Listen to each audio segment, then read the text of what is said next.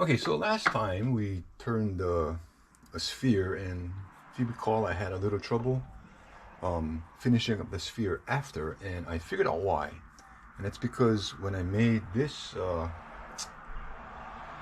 thing for this particular uh, tail center, this was a cup center, and I modified it. This was a cup center, and this was off. So when we put the sphere in there, because this was off, it made the sphere just a little fraction of a inch off, and that made it very impossible for me to turn the sphere and get it to be a sphere. So basically what I did was I cut off the cup part, and I made just this that just presses onto the sphere. So when you get your sphere, it'll just put this in a cup, your chuck, it'll just press on there, and now this won't have your sphere become off-center. Okay, so yeah, apologies for that.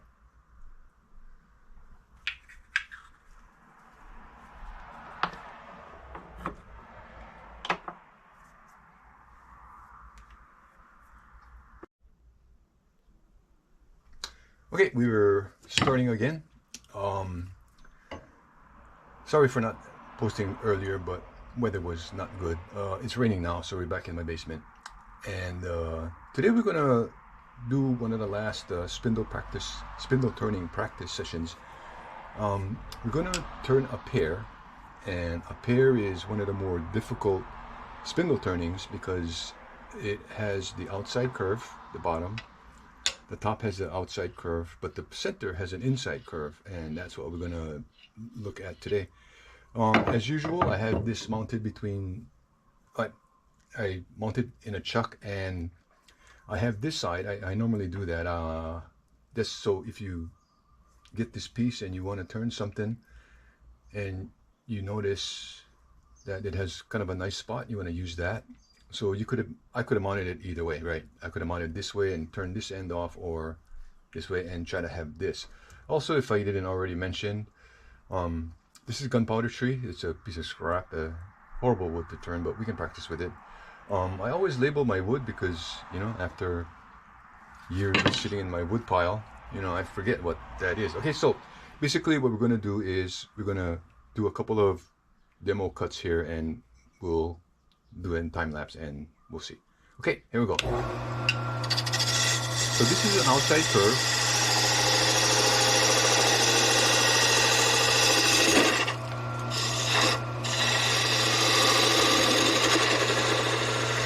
Oh, I did part almost all the way through with my parting tool, which is the third tool that we're going to use. We're only going to use 3 tools.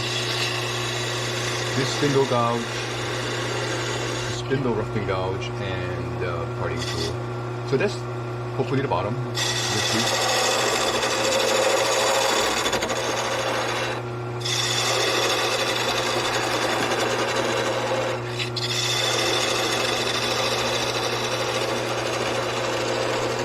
So of course a pear that's hot, smaller.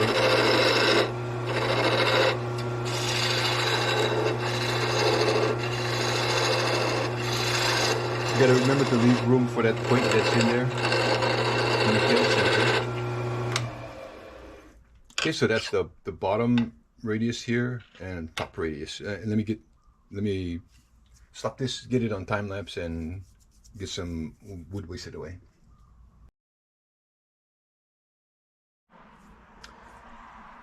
Okay, so I wasted some of the wood away so that you don't have to wait and watch that. And that feature turned out to be something that may be interesting because it's still pretty far into the wood. Okay, so what we're gonna do now is I didn't touch that, and I didn't touch this.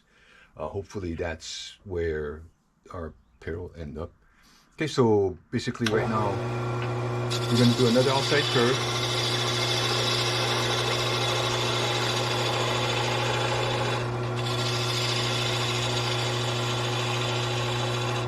And you can reduce this diameter. Oh, if in case you didn't notice, what I'm doing is I'm starting with the handle down-ish and bringing the handle up as you turn.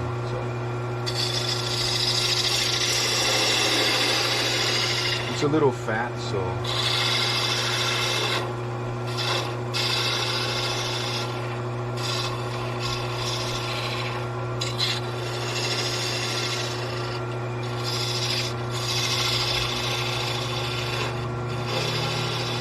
pears don't grow here, so I actually don't know what a pear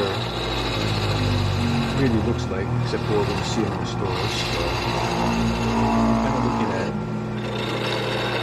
at something that I don't normally see. I do think that it's fairly straight here. Not sure. And this is the inside curve, right?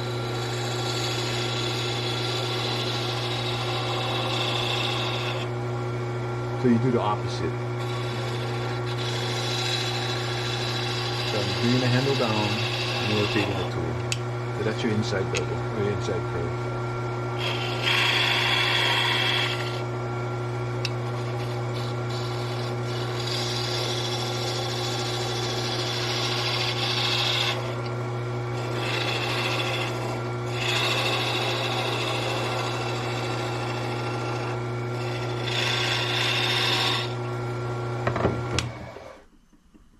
Oh, nice. That feature did come out pretty good. Okay, so now, because this has a bigger area than this tip is very sharp. I'm going to do some finishing with this.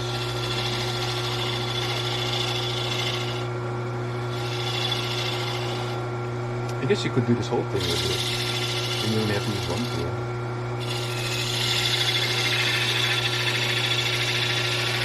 Oops. That's why they call it a spindle roughing gouge.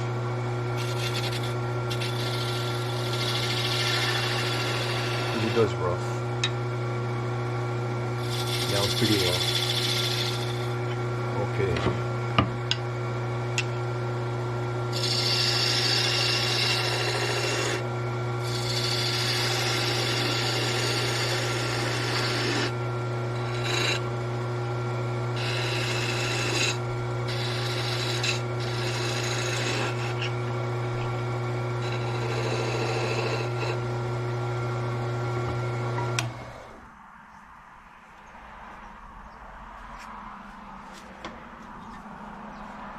Okay, parting tool.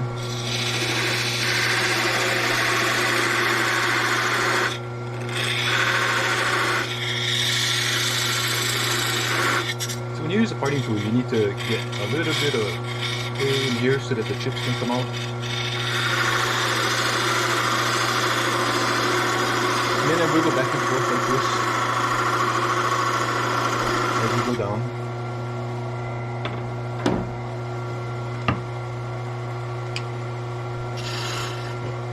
Enough room.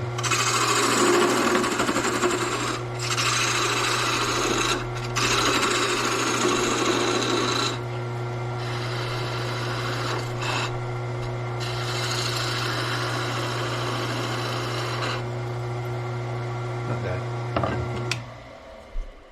Okay.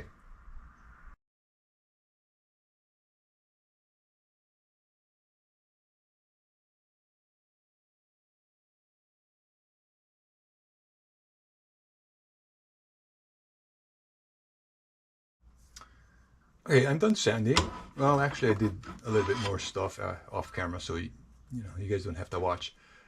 Good thing about a pear is it does stand up on its own, so you can just make a rudimentary stand like this. It doesn't have to be dished in for the egg or spear. But okay, so basically that's essentially it, and we'll do a quick finish here.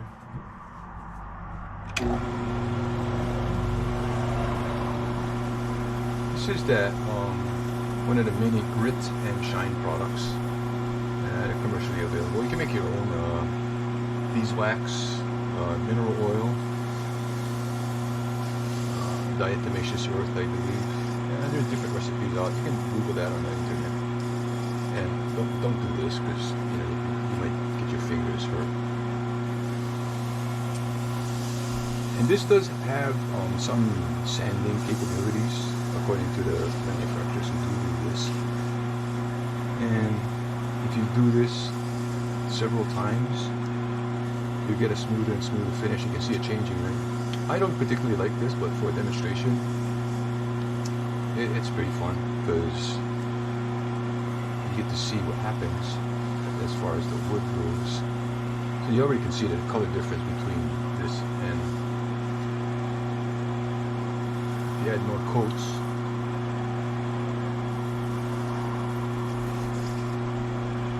It does get darker. I don't think it makes a difference after you get past 2.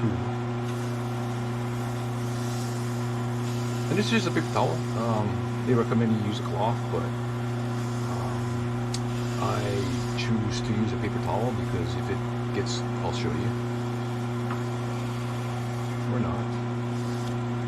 Anyway, if it does get wrapped up and bound in there, the paper towels will rip. Cloth t-shirt or something will kind of drag you in there, so you might get injured or hurt, or at least bad boys will call you off. And that is it. Well, not it. You gotta part off the ends and finish the ends, and basically you'll just put the grit and shine products on the end. And this actually turned out pretty nice. I'm pretty impressed with this wood. I not turned gunpowder too much. Basically a weed, but yeah, it's nice. Okay, let me stop this.